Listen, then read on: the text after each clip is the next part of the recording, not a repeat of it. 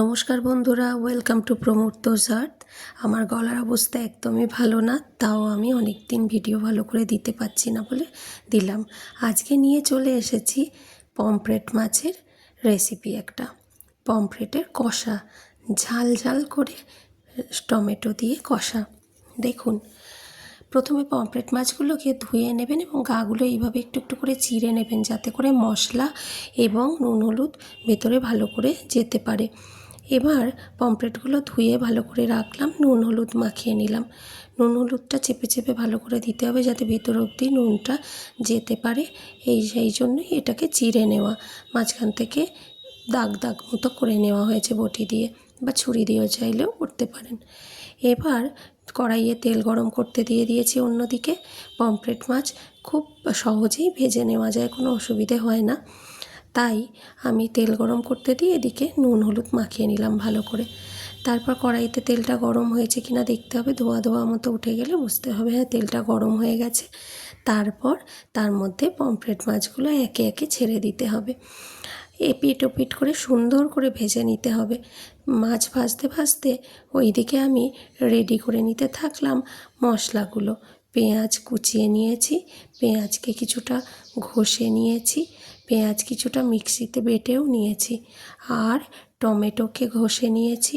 Tomato, আদা রসুন বন্ধুরা দেখুন, দুটো দুটো করে মাছ আমি ভেজেছি, সেটাই আমি এখানে টমেটো আর আদার পেস্ট বানিয়েছি।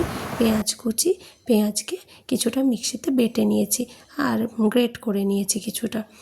এইভাবে এই দিকটা রেডি করে নিলাম। আর কাঁচা লঙ্কাও দিয়ে দিয়েছিলাম টমেটো বাটার মধ্যে।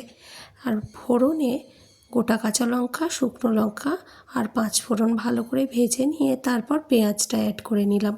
পেঁয়াজটা ভালো করে ভাজা হয়ে গেলে তারপর তার মধ্যে পেঁয়াজ বাটাটা দিতে হবে। টমেটো বাটাগুলো, যেটা বাটা আছে আদা টমেটো, আর আপনারা চাইলে রসুনও দিতে পারেন, আমি রসুনটা স্কিপ করেছি, সেটা দিয়ে নিলাম। দিয়ে ভালো করে কষে নিলাম। এরপর টমেটো বাটাটা দেব। নুন দিয়েছি, হলুদ দিয়েছি, নর্মাল লঙ্কার গুঁড়ো, কাশ্মীরি লঙ্কার গুঁড়ো, একটু জিরে দিয়েছি। আর হ্যাঁ, এটা সস দিলে কিন্তু খুব জমে যায় ভালোই। টমেটো সস দিতে পারেন, আমি টমেটো অনেকটা পরিমাণে দিয়েছি, টমেটো সসও চাইলে দিতে পারেন। এবার যখন মশলাটা কষানো হয়ে যাবে তখন টমেটোটা অ্যাড করুন। টমেটোটা অ্যাড করে আবার কষাতে থাকুন, এবং কষাতে কষাতে যখন দেখবেন তেলটা ছেড়ে ছেড়ে আসছে তখন বুঝবেন এটা কষানো হয়ে গেছে। ভালো করে কষানো না হলে না রান্নার টেস্ট ভালো আসে না। এই যে দেখুন, টমেটো সস দিলাম, দিয়ে এখন আরও ভালো করে কষাতে হবে। যেহেতু আমার ছেলে এটা খাবে তাই আমি লঙ্কার গুঁড়োটা সামান্য পরিমাণে দিয়ে কাশ্মীরি লঙ্কার গুঁড়ো দিয়েছি। অল্প জল মেশালাম, জল মিশিয়ে আবারও কষাতে থাকবো। লবণটা স্বাদ মতো দিয়ে নেবেন, দিয়ে আরও কষাতে থাকলাম। কষাতে থাকতেই হবে, থাকতেই হবে, ধৈর্যের পরীক্ষা কিন্তু। তাড়াহুড়ো করলে মাছের টেস্ট ভালো আসবে না, একটা কাঁচা কাঁচা গন্ধ ছাড়বে। এই যে যখন তেলটা ছেড়ে ছেড়ে সে কালারটা দেখবেন চেঞ্জ হয়ে যাবে, রেড রেড কালারের দিকে চলে আসবে, ইয়েলো কালার থেকে রেডিশ ব্যাপারটা আসবে, তখন তার মধ্যে আরও কিছুটা গ্যাস কমিয়ে কমিয়ে কষিয়ে নিয়ে জল অ্যাড করতে হবে। জল খুব বেশি অ্যাড করব না, পমফ্রেট মাছের ঝোল ভালো লাগে না। এটা গায়ে একটু গা মাখা হয়ে থাকবে, গ্রেভিটা গায়ের মধ্যে মাখানো অবস্থাতেই থাকবে, সেটাই খেতে ভালো লাগে। মাছগুলো দিয়ে যেহেতু ভালো করে ভাজাই ছিল, একটু সিদ্ধ করে নিতে হবে। যখন গ্রেভিটা ঘন ঘন হয়ে আসবে, একটু গ্রেভিটা ঘন ঘন হওয়ার আগে নামাতে হবে, নাহলে এই পেঁয়াজ বাটাটা আছে তো থকথকে ব্যাপারটা চলে আসবে। মাছগুলো খুব সাবধানে এইভাবে সরিয়ে সরিয়ে নিতে হবে, চাপা দিয়ে কিছুক্ষণ রেখে দিতে পারেন।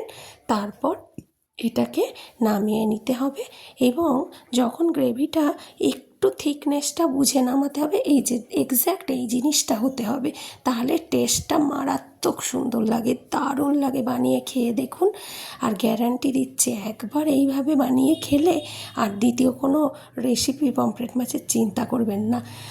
আর গরম ভাতের সাথে এটা রবিবারের বা ছুটির দিন দারুণ জমে যাবে। কাল 15ই আগস্ট আসছে, অনেকের বাড়িতেই ভালো মন্দ রান্নাবান্না হয়। সাধ্যবোধক কর্মসূচি সেরে দুপুরের লাঞ্চটা এই পমফ্রেট সহযোগে করলে খুব একটা খারাপ হয় না বলুন। এইভাবে রান্না করে দেখবেন, আর হ্যাঁ বন্ধুরা, আমার গলার অবস্থা খুবই খারাপ, একটু কষ্ট করে শুনে নেবেন। কেমন হয়েছে জানাবেন, একটু কমেন্ট করবেন। প্রমোদ তোষ আর্ট এখনও যাদের সাবস্ক্রাইব করা হয়নি প্লিজ সাবস্ক্রাইব করুন, পাশে থাকা বেল আইকনটি প্রেস করে রাখুন যাতে করে নোটিফিকেশান সবার আগে আপনাদের কাছে পৌঁছে যায়। কেমন? খুব ভালো থাকবেন। নমস্কার।